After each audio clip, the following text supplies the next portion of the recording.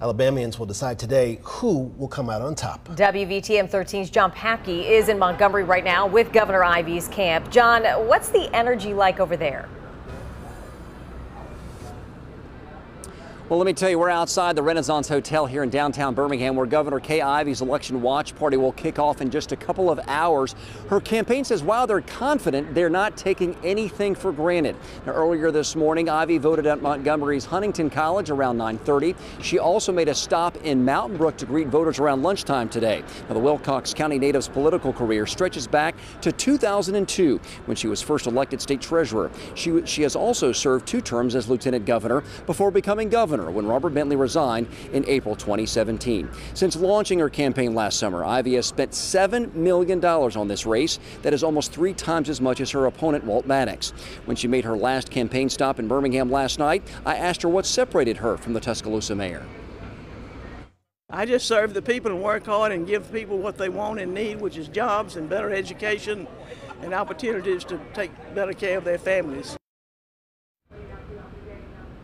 Well, in June, during the primary campaign, Ivey defeated 3 GOP challengers without much trouble. She, in fact, beat the runner-up, Tommy Battle, the Huntsville mayor, by 21 points. But today, her office said that they are not taking anything for granted. They're working for votes until the very end. They plan on knocking on doors and making phone calls until the polls close at 7 o'clock tonight. Reporting live in Montgomery, John Papke, WVTM 13. Mayor Maddox and his camp watching the race in Tuscaloosa. WVTM 13's Jeff Eliasoff is with them. How are things there, Jeff?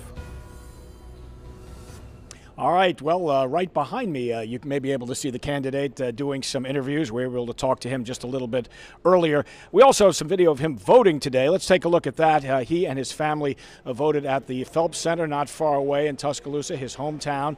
He's 45 years old and figures to be a very prominent political force in the state of Alabama, win or lose tonight. He's not counting on losing. In fact, he feels very buoyed by early reports that traditionally Democratic strongholds are especially strong tonight.